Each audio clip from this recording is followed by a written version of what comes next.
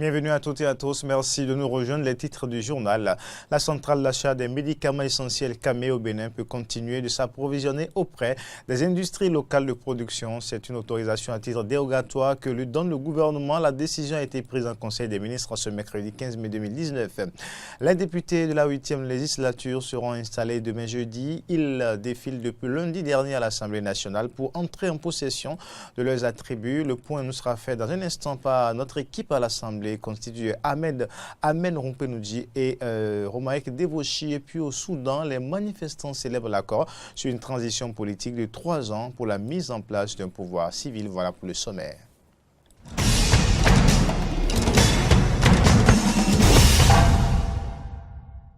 On commence par la décision prise en Conseil des ministres ce mercredi 15 mai 2019. La centrale d'achat des médicaments essentiels Camé au Bénin peut continuer de s'approvisionner auprès des industries locales de production. C'est une autorisation à titre dérogatoire que lui donne le gouvernement. La décision prise en Conseil des ministres ce mercredi 15 mai 2019. D'après le compte rendu du Conseil des ministres, c'est une autorisation en attendant que les réformes engagées par le gouvernement dans le secteur pharmaceutique n'aboutissent. Suivons ensemble un extrait du compte rendu du Conseil des ministres de ce mercredi, extrait compte rendu fait par le ministre des Sports, de la Culture, porte-parole du gouvernement, Oswald Omeki. Le Conseil des ministres s'est réuni ce mercredi 15 mai 2019 sous la présidence de M. Patrice Talon, président de la République, chef de l'État et chef du gouvernement. Au cours de la séance, les décisions ci-après ont été prises. Au titre des communications, autorisation à titre dérogatoire à la centrale d'achat des médicaments essentiels, CAME, pour s'approvisionner auprès des industries pharmaceutiques locales. À la suite des efforts déployés pour assainir le secteur pharmaceutique, le gouvernement, dans sa volonté de sécuriser les sources d'approvisionnement en médicaments dans notre pays, a retenu des critères spécifiques pour les fournisseurs. Ceux-ci doivent désormais, pour opérer sur le territoire béninois, justifier d'une certification de bonne pratique de fabrication et ou de distribution délivrée par une autorité de réglementation pharmaceutique d'un pays membre de l'International Conference of Harmonization, ICH, et ou d'une préqualification de l'Organisation mondiale de la santé, OMS. Le processus de préqualification est en effet un service fourni par l'OMS pour évaluer la qualité, l'innocuité et l'efficacité des produits médicaux en se basant sur les normes pharmaceutiques internationales. Par ailleurs, les réformes pharmaceutiques en cours devraient à terme permettre le développement de l'industrie pharmaceutique locale répondant aux normes et standards internationaux. Mais en attendant, le Conseil des ministres a autorisé la CAME à continuer de s'approvisionner auprès des industries locales de production qui en manifestent l'intérêt tout en exigeant la qualité recherchée des produits. L'intérêt de notre pays à accompagner ces industries pharmaceutiques locales réside dans la perspective de réduire sa dépendance vis-à-vis de l'extérieur. À cet effet, ces industries locales bénéficient d'une dérogation de 5 ans, au bout desquelles elles doivent fournir les preuves que leurs procédés sont conformes aux critères spécifiques fixés par le gouvernement.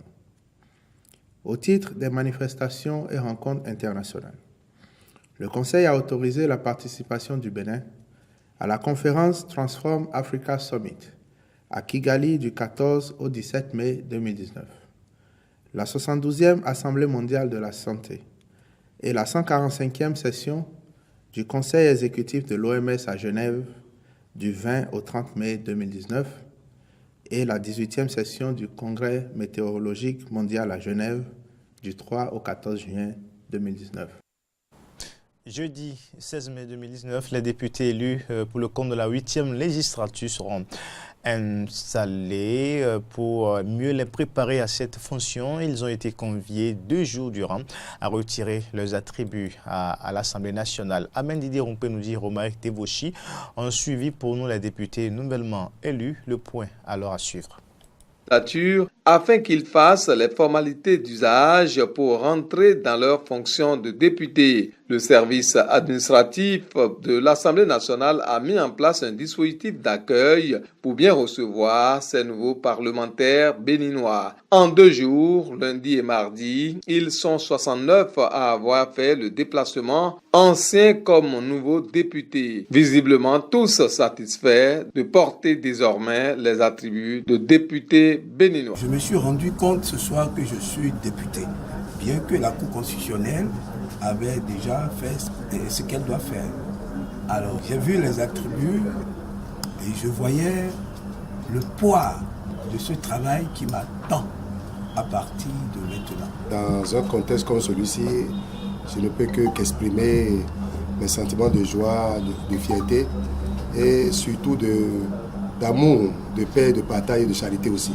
Savoir que la vie, c'est les hauts, c'est les bas et que nous nous engageons à nous donner la main pour que cette paix revienne à la cité. J'ai pu tirer mon épingle du jeu. J'ai pu tirer mon épingle du jeu.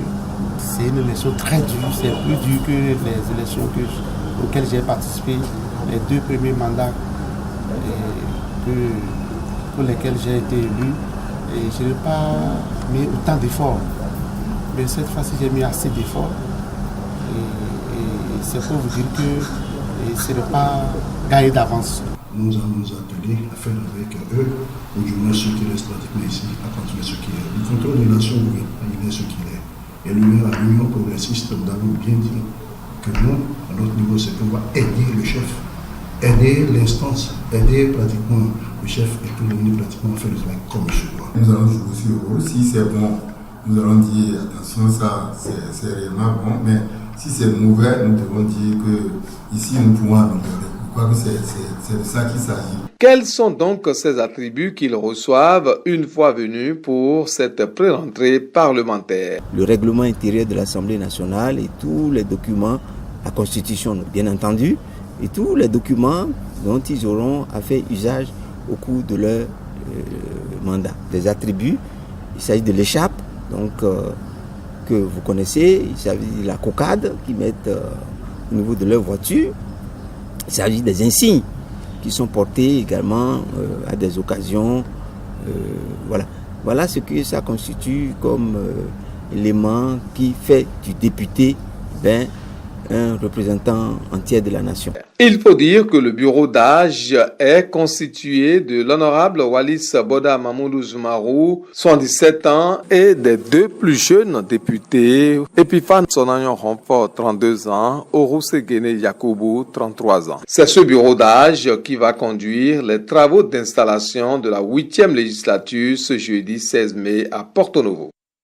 Et à quelques heures de cette investiture, le pasteur Léonard Sekloka de la Cité internationale de prière, le vénérable suprême évangéliste Victor Rompuy-Sodé, secrétaire général de la région atlantique de l'Église du christianisme céleste, se sont adressés au peuple béninois et aux acteurs politiques. Ils sont au micro d'Eden Télévision de Arnaud Mouriagua et Denis Marouya. Prière va d'abord passer par une lumière qui doit régner dans les cœurs de tous les citoyens et de tous les leaders politiques. Et c'est à travers cela qu'on pourra effectivement parler de paix véritable. Cette lumière va amener au dialogue. Et comme l'a si bien dit son éminent le révérend pasteur, il nous dit, autant que cela dépend de vous, soyez en paix avec tout le monde. Ne vous laissez jamais surmonter par le mal, mais faites le bien à la place du mal. Si c'est comme ça, la paix serait là. Alors nous prions le Béninois lambda de rentrer en eux-mêmes. Rien ne sert de faire ce désordre-là.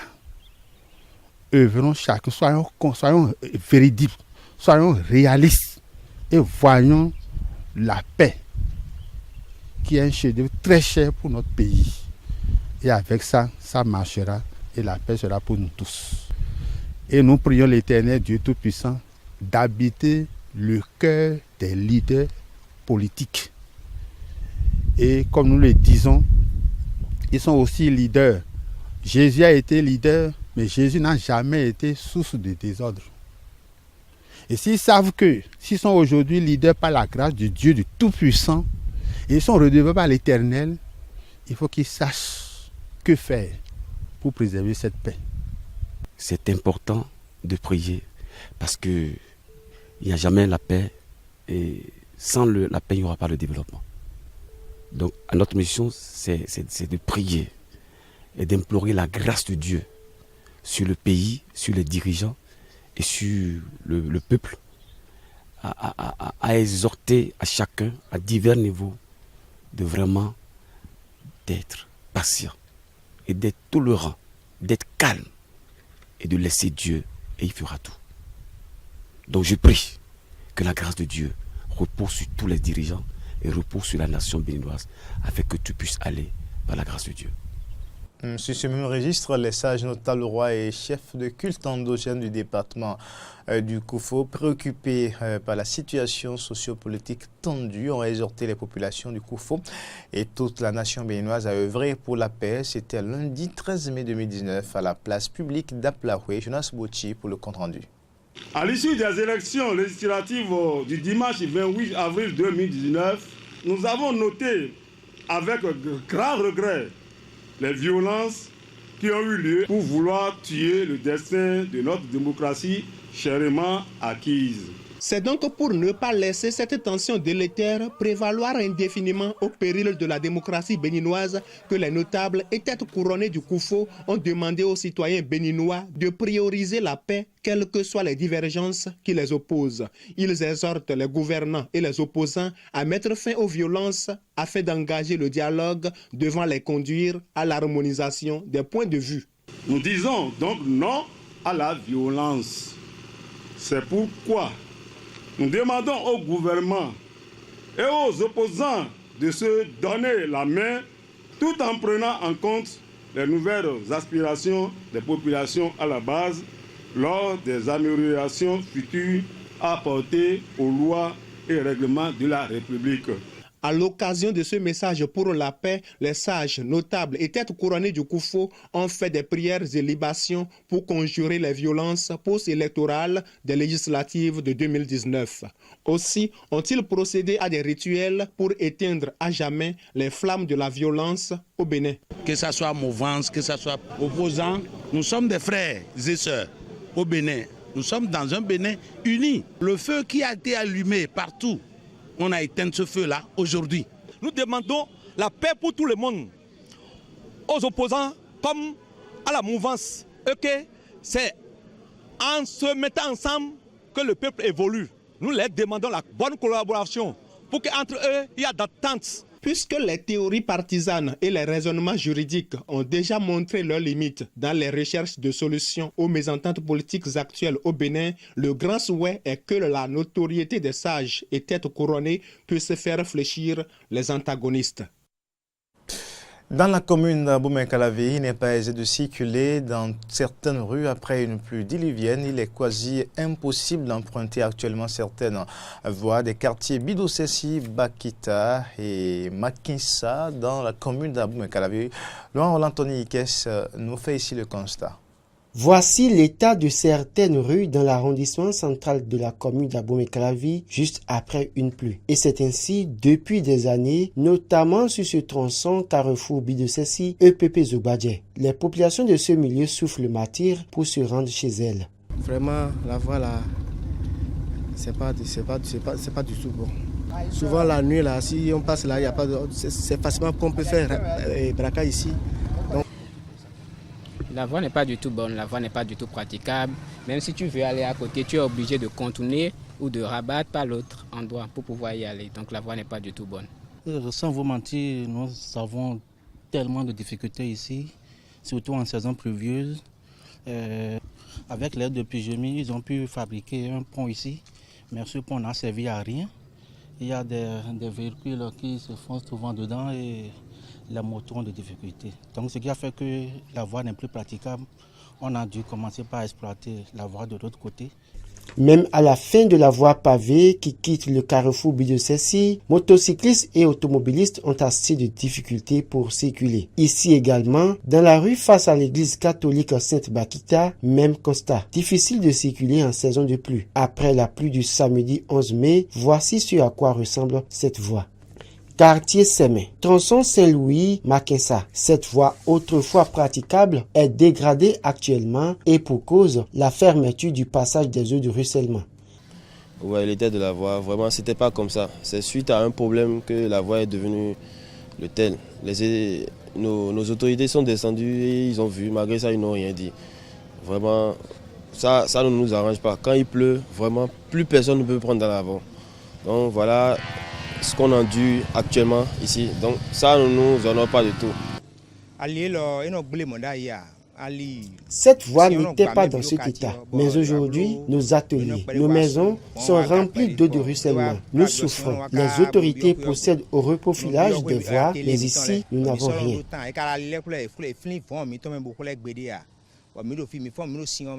Voilà ce à quoi sont confrontées les populations de certains quartiers de la commune d'Abomey-Calavi. Elles interpellent les autorités communales ou étatiques qui pourraient les aider en reprofilant les voies ou en les incluant dans les projets d'asphaltage pour soulager leur peine. Carnot François Rumbenrente, Fréjus Firchi, nous irons à la découverte d'un métier, la sculpture sur bois, un métier qui nourrit l'homme selon les artistes interrogés dans ce magazine. Je fais un porte-lunettes.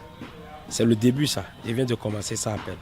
Donc avec le temps, vous voyez, vous allez voir ce que ça va donner tout à l'heure. Œuvre d'Atimpator, qui signifie littéralement tailleur de bois enfant, la sculpture sur bois est une technique qui consiste à façonner le bois. Œuvre purement artistique, elle peut se faire de deux manières.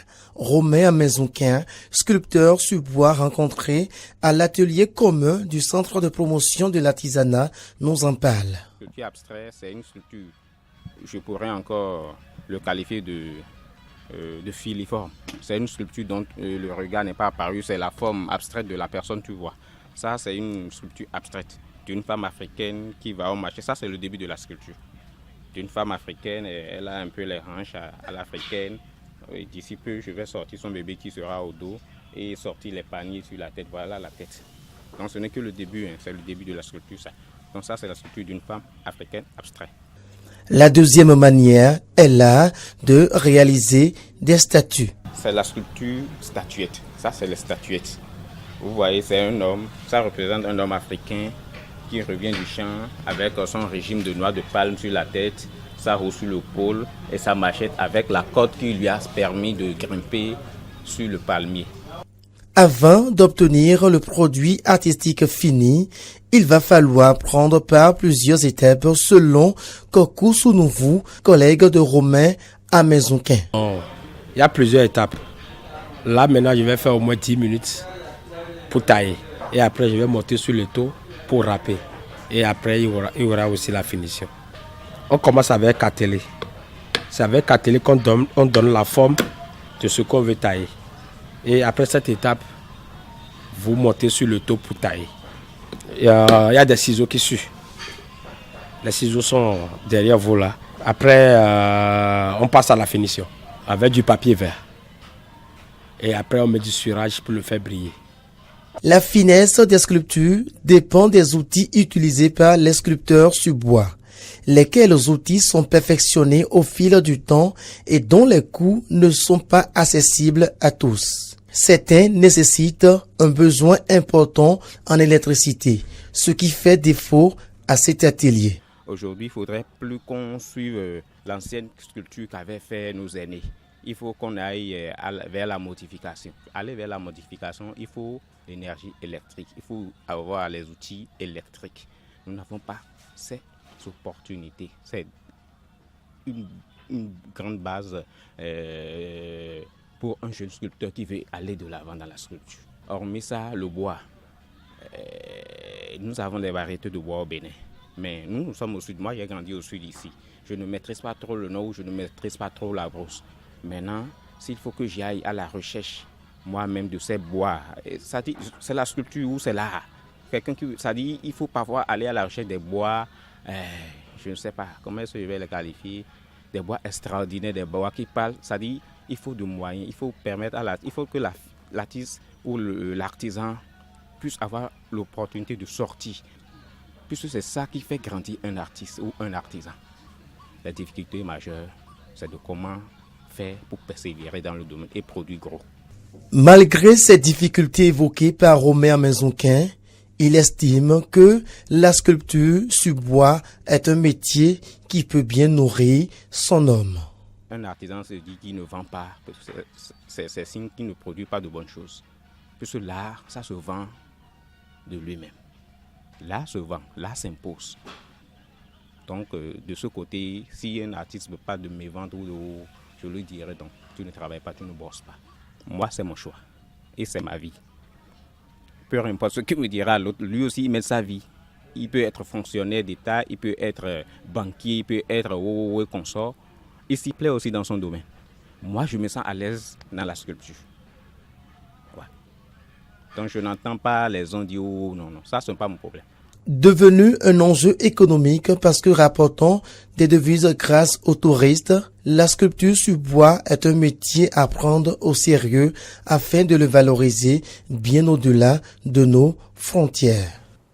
Et maintenant, l'info du Bénin, les manifestants soudanais célèbrent l'accord sur une transition politique de 3 ans pour la mise en place d'un pouvoir civil établi à l'issue de discussions marathon entre le conseil militaire au pouvoir au Soudan et les représentants des manifestants. Certains se questionnent tout de même sur les garanties d'un tel accord. Nous sommes optimistes vis-à-vis de l'accord entre l'Alliance pour la liberté et le changement et le Conseil militaire, car il représente une victoire pour le peuple soudanais, une victoire sur les restes du régime évincé, une victoire sur les tentatives des pouvoirs régionaux de vaincre la révolution soudanaise. Ma seule question est, qui garantira cet accord? After nearly, après près de 15 jours de négociations, qui garantira sa mise en place? Et la Tour Eiffel, qui demeure un des monuments les plus visités au monde, fête mercredi son 130e anniversaire. Visite des coulisses de la tour, de ses entrailles à travers ce reportage. Dans ses entrailles, un monde à la Jules Verne. Et tout en haut, culminant à 324 mètres, une floraison de 120 antennes.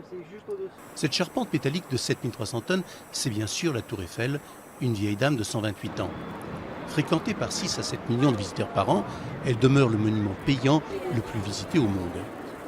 Pour éviter les quelques 1700 marches, rien de mieux que l'ascenseur. Dans les coulisses, Henri-Claude Pellier, un des 280 employés de la société d'exploitation de la Tour Eiffel, lance les premiers ascenseurs de la journée. On a énormément de capteurs, on a énormément d'informations qui arrivent sur l'ensemble de l'installation et c'est par ces superviseurs-là qu'on peut voir tout ce qui se passe. Vitesse des ascenseurs, 2 mètres secondes. Certains sont encore hydrauliques. Quant aux câbles, ils sont régulièrement vérifiés et échographiés. Et ils sont changés tous les 7 ans, comme pour la peinture de la tour. Niveau sol, Willem Dubellois accueille le public depuis plus de 10 ans. Ancien steward dans une compagnie aérienne, il prend désormais l'ascenseur pour survoler Paris.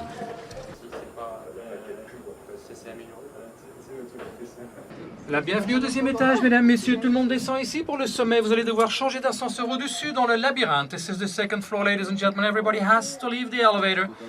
This one is going down again, so if you go to the top, you will have to take another elevator upstairs in the maze. Esta la segunda planta, hay que cambiar de ascensor. Tout en haut, Jacques Barrière, responsable du service électrique, est aussi un peu le gardien du phare de la tour.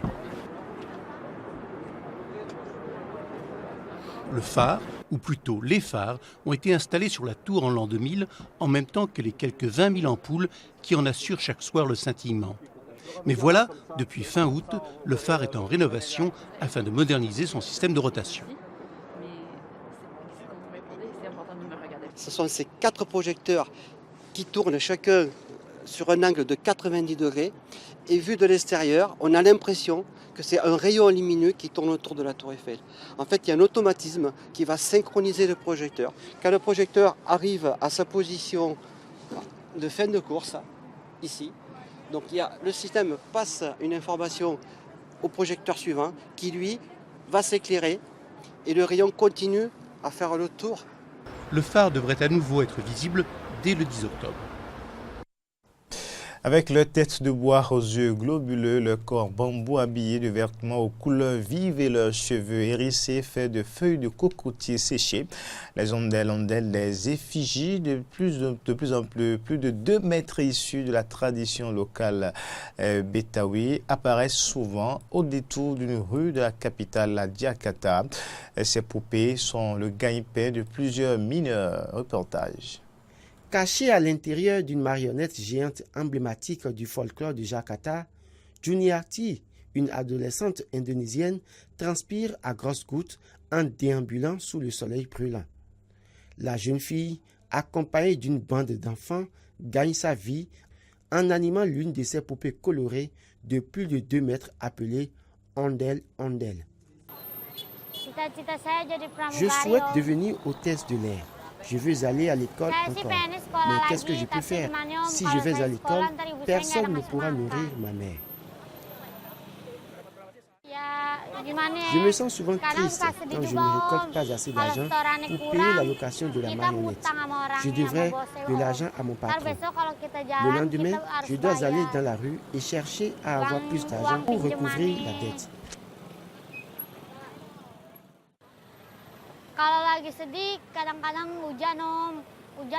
Ce qui me rend triste, c'est lorsqu'il pleut.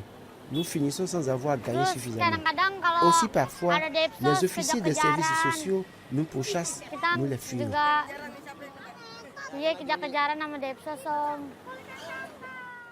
Traditionnellement convoquées pour les célébrations publiques ou privées, comme les circoncisions, pour aider à éloigner les mauvais esprits, elles servent surtout aujourd'hui à amuser les passants. Les Ondel Ondel se déplacent en dodelinant en couple. Un personnage masculin, souvent au teint rouge vif et à l'épaisse moustache, et sa compagne au visage blanc et à la bouche rouge. Les enfants ne travaillent pas vraiment pour moi. Ils sont comme des freelancers qui louent les marionnettes. Ils sont environ 40. Dieu merci, au lieu de créer l'anarchie ou être arrogant, ils jouent les Ondel Ondel pour vivre. D'habitude, le Ondel Ondel apparaissait seulement pour les personnes qui ont de l'argent. Si on a de l'argent, on peut louer un Ondel Ondel pour une cérémonie de circoncision, par exemple. Mais aujourd'hui, il y a eu de petits changements et les Ondel Ondel sont dans la rue. Vous pouvez les montrer à vos enfants. C'est ce qu'on appelle un Ondel Ondel, une tradition bétaoui. En période de Ramadan, les enfants espèrent que les habitants du plus grand pays musulman au monde feront preuve de plus de charité que d'habitude. Mais, même s'ils peuvent récolter jusqu'à l'équivalent de $20 par jour, ce n'est pas de l'argent facilement gagné. Et c'est sur ces images que nous allons boucler cette édition. Mesdames, Messieurs, merci de l'avoir suivi. Au revoir.